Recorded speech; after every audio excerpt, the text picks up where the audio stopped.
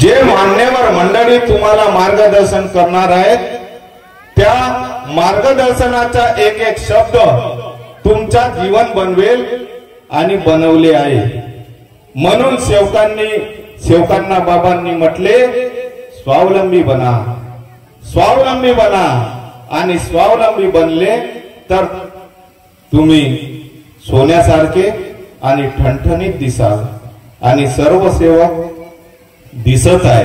हे सर्व बाबांची कृपा आहे, आपलं काही नाही। आपण या ठिकाणी काही घेऊन आलो नाही। जो मी जरी बोलत असेल, मी या ठिकाणी जरी बोलत असेल तरी हा बोलवता धनी बाबा आहे। म्हणून बाबासारखे व्यक्ती या ठिकाणी उपस्थित आहेत, म्हणून आपण सर्व बाबांना प्रणाम करतो। सांगायचे झाले तर आपण सेवक या मार्गामध्ये आलो, सुखी समाधानी झालो। प्रत्येक सेवक हा सुखी समाधानी आहे, परंतु कालांतराने या सेवकांच्या परिवारामध्ये दुःख येते। त्याचे कारण असं असते की सेवक चर्चा बैठकीला जात नाही, सेवकाला गरज आहे।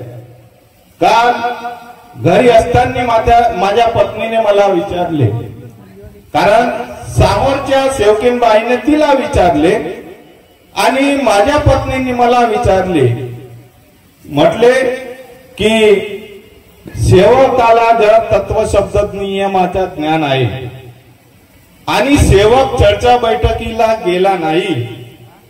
सेवकाला भरपूर ज्ञान आहे, परंतु सेवक चर्चा बैठकीला गेला नाही तर तो सेवक नाही का, तो सुखी समाधानी नाही का? परंतु सेवक सर्व सुखी समाधानी आहेत, परंतु हे सांगणारे तुम्ही नाही। तुम्हाला किती ज्ञान आहे किती नाही हे सांगणारे तुम्ही, आम्ही कोणी नाही। तो भगवंत ठरवत असतो। बाबांनी तसं केलं असतं तर बाबा या जगावर, या जगाच्या कल्याणा संतांच्या विभूती या मनीप्रमाणे ते आपल्या सेवकासाठी झटले नसते। बाबांना ज्ञान परस्मरस योगी हे बाबा बनले होते, परंतु बाबांना या आपल्यासारख्या सेवकांची दया आली। आपल्यासारख्या सेवकांची बाबांना दया आली आणि बाबांनी जे का रंजले गांजले त्यासी मने जो आपुले, तोसी साधू ओळखावा देव तेथेची जाणावा। या मनीप्रमाणे बाबांनी या जगाला जागविण्याकरिता या मानव धर्माचा झेंडा दिला आणि हे परमात्मा एक मानव धर्माची टोपी आपल्या सर्व सेवकांना घालायला दिली। परंतु दुःखाची बाब अशी आहे, कधी कधी आपण आड मार्गाने जाण्याचा प्रयत्न सेवक करत असतो। धर्म का राजकारण और देश का राजकारण ये अलग बात है। धर्म के राजकारण में देश का राजकारण कोणी कोणी फायदा घेण्याचा प्रयत्न करत असतात। मानव धर्माच्या सेवकाच्या डोक्यावर या भगवत कार्यामध्ये फक्त आणि फक्त मानव धर्माची टोपी दिसल्या पाहिजे। कोणी असो, ज्येष्ठ असो, कनिष्ठ असो, कोणी असो, परंतु कधी कधी दुःख वाटते बाबांनी आम्हाला काय शिकवले आणि आम्ही काय करत आहोत। मग आपण ज्येष्ठ आणि श्रेष्ठ परंतु कोण्या दिशेने नेत आहोत? बाबांनी सांगितले कि इस मार्ग की निशानी इस देश की निशानी बनने वाली है। और सर्व सेवक जागे झाले, परंतु जागे झाल्यानंतरही झोपू नका, कारण ये जीवन रेस्टोरेंट के जैसा है। कुछ आते हैं और कुछ जाते भी है। सेवक को अहंकार नहीं चाहिए, किसी भी बात का घमंड नहीं चाहिए। जो भी आपके मुंह से वाणी निकलती है और जो भी आपको सब दिया है वो बाबा की देन है, यही बात आप रखो तो आपका मन निर्मल होगा, हृदय निर्मल होगा और आपकी वाणी भी सत्य होगी। यही अपने को अपने परिवार और सेवकों में करना है। हमारे को अपने परिवार और सेवकों में सत्य, मर्यादा, प्रेम का आचरण करना है। बाबा ने यही सीखा है, बाबा ने यही सिखाया है, तभी आप बाबा के सेवक बनेंगे। नहीं तो मन काला और तन उजला, मन काला और तन उजला ऐसा नहीं होना चाहिए। हम सेवक सभी बाबा के सेवक है, और कोई भी काम धंधा करने वाला सेवक हो, उसका सबसे बड़ा काम उसका है।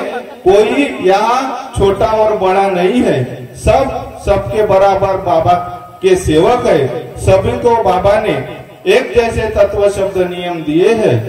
इतना कहता हूँ और मैं मेरा छोटा सा अनुभव बताता हूँ, क्योंकि इस मार्ग में आए और खुद का अनुभव नहीं बताए तो वो सेवक ही नहीं।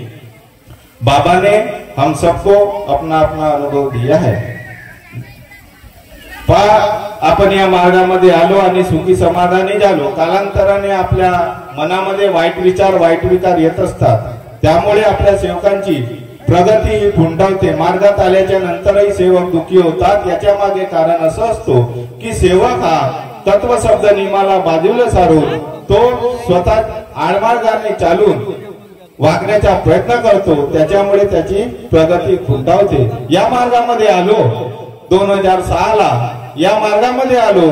ज्या दिवशी मार्गदर्शकाकडे गेलो त्या दिवशी माझ्या आईला भूतबाधा येत होती। माझ्या आईच्या अंगात कुसराई देवता येत होती। माझी आई अंगणामध्ये रोडत जाऊन 1 किलोमीटर रोडत जात होती।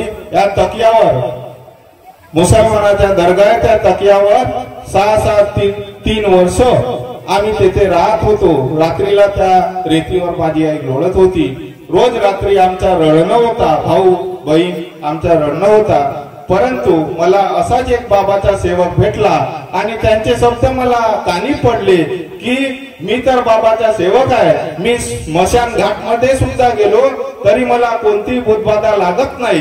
तर त्याचे शब्द माझ्या कानी पडले, याला भूतबाधा लागत नाही तर मला का लागते? कारण याच्या अगोदर मी वारकरी होतो, विठ्ठलपंथी होतो। हनुमान मंदिरामध्ये रोज सकाळी जाऊन हरिपाठ काकडा आरती करत होतो। आळंदीला गेलो, ध्यान लावला, त्या ज्ञानेश्वरासमोर ध्यान लावला, परंतु त्या ज्ञानेश्वरांनी बी ऐकली नाही। कारण पत्तर पूजे हरी मिले तो मैं पूजू पहाड। पत्तरासमोर तुम्ही किती लढा, बोलत नाही, परंतु या मार्गाच्या लहानशा सेवकासमोर जा आणि त्याला तीर्थ बनवून मागा। कोणताही दुखी व्यक्ती असेल, मार्गात असो चाहे नसो, त्याला आराम होते। तर तेथे गेलो, आराम लागला नाही आणि मला मार्गदर्शकाच्या मुलाचे शब्द माझ्या कानी पडले की या मार्गामध्ये भूतबाधा दूर होते। मी त्या शब्दावरून मार्गदर्शकाकडे गेलो आणि त्यांनी मला कार्य दिले आणि तो पहिला दिवस उजळला सोन्यासारखा। म्हणून पाचे साहेब नेहमी उद्गारत असतात की सूर्य उगवला नसता तर उजेड झाला नसता, आणि सूर्य उगवला नसता तर उजेड झाला नसता, आणि मान त्यागी बाबा जुंदेजी आम्हाला मिळाले नसते तर आज आम्हाला हा सोहळा पाहायला मिळाला नसता। बाबांनी एका दिवसामध्ये माझ्या आईचे दुःख दूर केले आणि माझी आई सुखी समाधानी झाली। परंतु कालांतराने तेच सांगत आहो, सेवक भाऊ सावध व्हा, जाग जाग मुसाफिर होर भाई, अब गैन का तू सोवत है वो खोवत है। असाच झोपलो, मार्गात आलो आणि असाच झोपलो। मला या मार्गाचा ज्ञान नव्हता। जे या मार्गाच्या शिकवणीच्या विरुद्ध असलेले कुकर्म, म्हणजे दारूवाल्याची संगत असो, चारित्र्य हनन असो किंवा इतर वाईट व्यसन असो, पत्ते खेळणे, जुगार खेळणे, सट्टा लावणे, हे मार्गाला चालत नाही।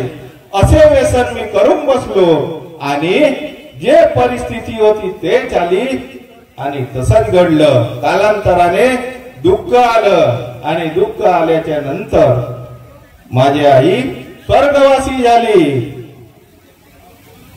जैसे ज्याचे कर्म तैसे फल देतो ईश्वर।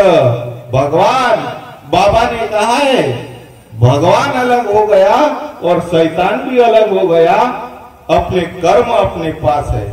तर स्वर्गवासी झाले। कालांतराने मला अजून विचार आला की मी या मार्गामध्ये आहो आणि माझ्यावर दुःख असे का? अगोदरचं दुःख दूर झाले, मग आणखी दुःख असे का बरं आले? तर मी विचार केला आणि अशाच बसलेल्या कोणीतरी जनसागरातून बाबांच्या सेवकाला आणि त्यांनी मला सांगितले, बाबा तू येते ते चुकला आहेस, तू स्वतःला सुधार, दुसऱ्याकडे पाहू नको, स्वतःला सुधार। तू जे आहे तुझ्यापाशी परी तू जागा भुललासी। मग अजून माझे लक्ष बाबांच्या शिकवणीकडे गेले, बाबांच्या नियमावलीकडे गेले आणि ती नियमावली मी उघडून पाहिली। तेव्हा मला सत्य आले की तुझे कर्म तू भोगले, आता कर्मयोग पहा। आणि हा कर्मयोग आता तुमच्या समोर दिसत आहे। कालांतराने पहा या मार्गामध्ये साधी गोष्ट नाही, भगवान खूप मोठा आहे। आज कोणाला संतती प्राप्त होते, कोणाला काय होते। मला सुद्धा तशीच अडचण आली होती। माझी पत्नी लग्न होऊन आम्हाला 2.5 ते 3 वर्ष झाले होते। डॉक्टरी उपचार केले आणि इतरत्र ॲलोपॅथी आयुर्वेदिकही केली, परंतु पुत्रप्राप्तीचा योग येत नव्हता। आणि कालांतराने बाबांच्या जेव्हा मी शिकवणीकडे लक्ष दिलो तेव्हा मला जाग आली आणि मी एकच ठरवले, बाबा औषधी घेणार नाही, योग देणारे तुम्ही या। आणि बिना औषधीने तो काम सफल झाला आणि पुत्र प्राप्तीचा योग आला। तर पहा अशी कृपा आहे। बाबा तुम्हा सेवकांना कोटी कमी ठेवणार नाही।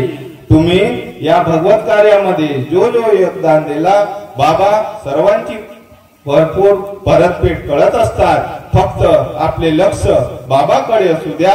आणि जेवढ्या जोमाने आयोजक मंडळी आहे, आपले गर्डे साहेब, विनोदजी गर्डे, विजयजी जेसकर, त्याचप्रमाणे आपले संचालन करते लक्ष्मण भाऊ लाकडे आणि आयोजक मंडळी सर्वांनी सुंदर असा कार्यक्रम केला आणि मला येथे बोलण्याची संधी दिली। याबद्दल मी माझ्यातर्फे तुम्हा सर्व टाकडीवासियांचे आणि आयोजक मंडळीचे मी मनपूर्वक सर्वांचे आभार मानतो आणि सर्वांना माझा नमस्कार।